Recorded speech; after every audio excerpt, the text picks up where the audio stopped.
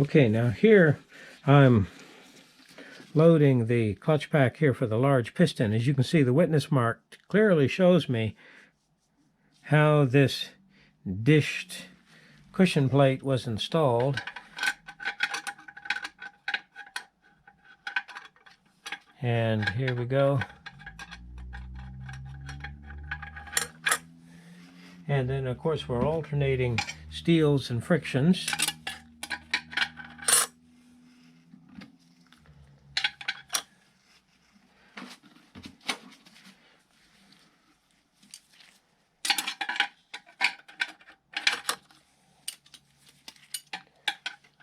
One after the other, a friction and a steel, friction, steel, friction, steel, friction. Okay, now here's the backing plate, and again the witness mark clearly shows me how it was originally installed. I'll go ahead and go back with it. Now, as far as the snap ring is concerned, again, I see the witness mark showing me how it was installed. However, I noticed that Mercedes likes to kind of put the gap up here at the top of the case. I really don't think it makes that much difference, but you can go ahead and just slip it right there up at the top of the case. And I'm going to use one of my bronze screwdrivers here to carefully just slip it down into the groove. Sometimes you can do it by hand, but here, a little bit of resistance there. All right, now, what happens is I have two bolts that are going to pull the housing up tight against the case and lock it, and also allow me to get a good seal there for my apply passages. And of course, I can use shop air to quickly check the seal of my pistons and the action of my clutches. Okay, here we see my Torx fasteners. These are unique there in the transmission. They're rather long, and here, what am I using? A 45 Torx, and I'll just simply run them in. Of course, a speed handle would work nicely also, and go ahead and run them in by hand first and torque them evenly. And, of course, remember that I'm going down into aluminum, so I don't want to get too carried away. And you're probably looking at about, 15 to 17 foot-pounds or so. So, kind of torque it evenly, not excessive.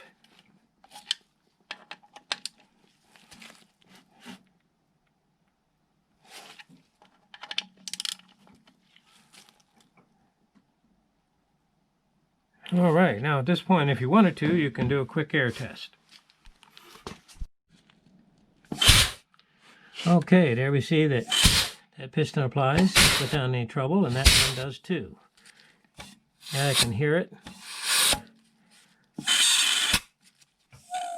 Perfect seal there. Now that whistle that you're hearing, that's coming out that release piston right there. You hear that little whistle? Here it comes. I can kind of, yep, I can feel the air coming out of it. But that's okay. That's what it's supposed to do.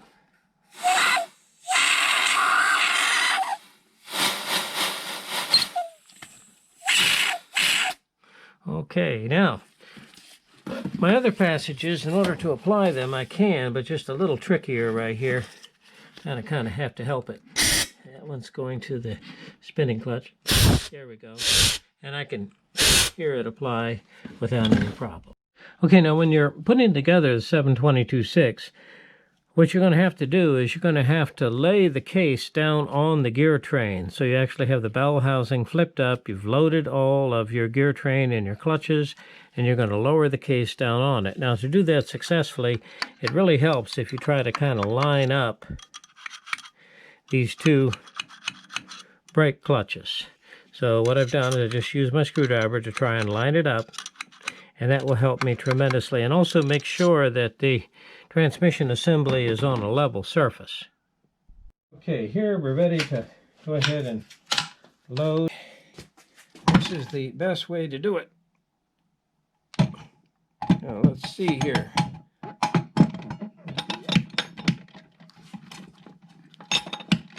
And sometimes what happens, I can apply the parking pole there.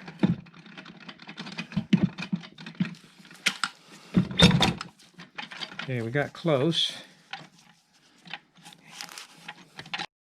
Okay, so as we set her down, I know I've gone through all the clutches when it lays down flat there against the elastomer gasket. And sometimes what helps, if you use a little shop air against the brake pistons, this is kind of help you bring them into alignment, can kind of help the situation. But here, it's down nicely. Now, one thing is this, it's easier said than done. A couple of rules. One, make sure the transmission's level. Number two, don't have the bearing installed in here right now. I need a little bit of play to move around.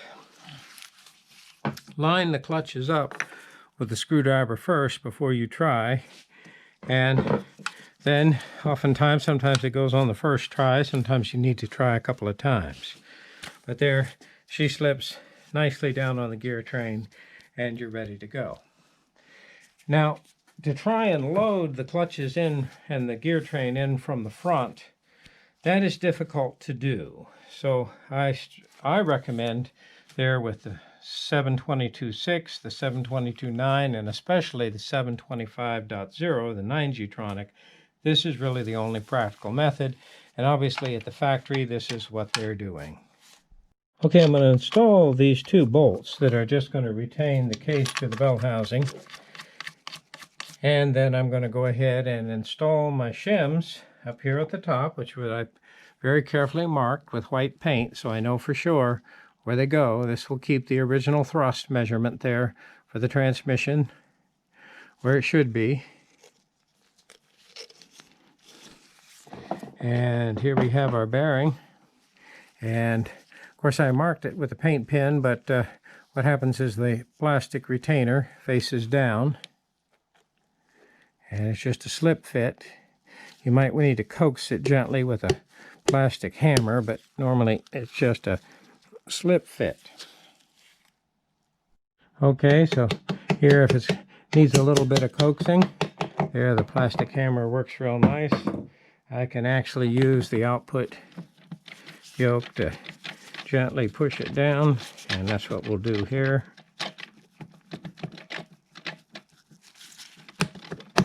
There we go. All right, and there we see our snap ring. So let me get the snap ring pliers and slip it down into the groove. Okay, there's a clear witness mark that shows me the original downward side. And so I'll go ahead and use the snap ring pliers to compress the snap ring and it goes into the groove very nicely. Now I'm going to go ahead and tighten up my Torx bolts, install the pump bolts. Now, of course, obviously I have to put on the output shaft seal, and then, of course, the yoke. I'll clean this carefully with a little bit of brake clean first, and the nut, blow dry it, and then use the Loctite Blue. Okay, here I'm getting ready to put the output seal on, and of course, you don't want to put anything on this. I just have a little bit of lubricant. And, of course, there are special seal drivers, and it is nice to use that, but I'm actually using a plastic pipe, and that actually works very nicely. Okay, and so here just a length of plastic pipe, and very carefully push the seal in without damaging the seal. There's a little bit of lubricant. Now remember, on this particular unit, and it's not on all the Mercedes units, but this one, I did have a shim between the output yoke, so that's going to slide down in position very nicely. There we go. Now I'm ready to put the yoke on. One thing I do want to do is I need to just clean this a little bit. Okay, here I'm just using a little bit of Loctite Blue. I'll apply it to both the threads and the nut, and this will help retain it. And of course, I really don't want to get anything on the spline.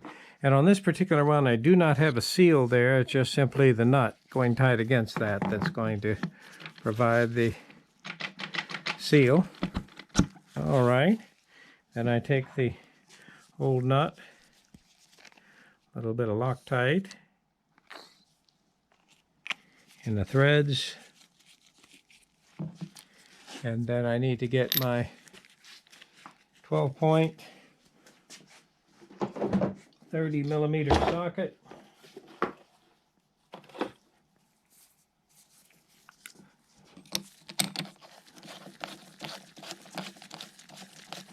Now I'm actually going to use the impact to go ahead and tighten that up.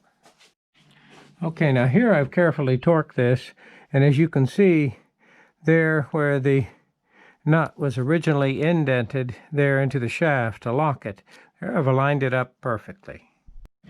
Okay, now this is a Chrysler unit, and it actually has a dipstick, and this is actually the dipstick seal. And the idea is you just put a little lubricant on it and push it into the case, and there, when the installer installs the dipstick, he just breaks this membrane and the stick slips into position. Now the only problem with this design is that it's very good at keeping transmission fluid in, but it's not real good about keeping water out. Now you're asking the question, well, that's really not a problem, because why would there be any large amount of water here in this area? Well, what happened, and it's always a situation where you don't anticipate that, is the condensate drain for the air conditioner happens to be right on top of the transmission, and sometimes what happens is the drops of water from the condensate drain will come down past this seal and start to fill the cavity of the transmission here with water. And so if you see kind of a pinkish looking transmission fluid, not antifreeze, but just pure water, and you wonder where is it coming from, that's the source. And oftentimes it will be a period of years before there's any major buildup, but there you go to look at the transmission fluid and it has a pinkish look to it, and there we're getting water in the transmission fluid, which of course isn't good. We don't seem to have a problem with this unit, but I've seen it on several of the Chrysler applications, specifically the Chrysler 300. Now I'm ready to install my pump bolts. Now remember, the two bell housing bolts coming in from the back are already installed, so now I want to go ahead and install these bolts here in the front. And here on the 722.6, these are actually steel bolts, and I have, of course, an aluminum case, aluminum bell housing. So now I use the speed handle to go ahead and install my bolts and then carefully torque them. Okay, after cleaning up and inspecting the valve body, I'll go ahead and carefully mount the valve body with the 30 Torx fasteners. Make sure that the manual valve is correctly positioned, and make sure that the parking pole is properly indexes there, the parking gear. Now here what I've done is I've carefully cleaned the pan and cleaned off the magnet. Now when we originally inspected this transmission, the pan was pretty clean to start with, and there's very little material on the magnet.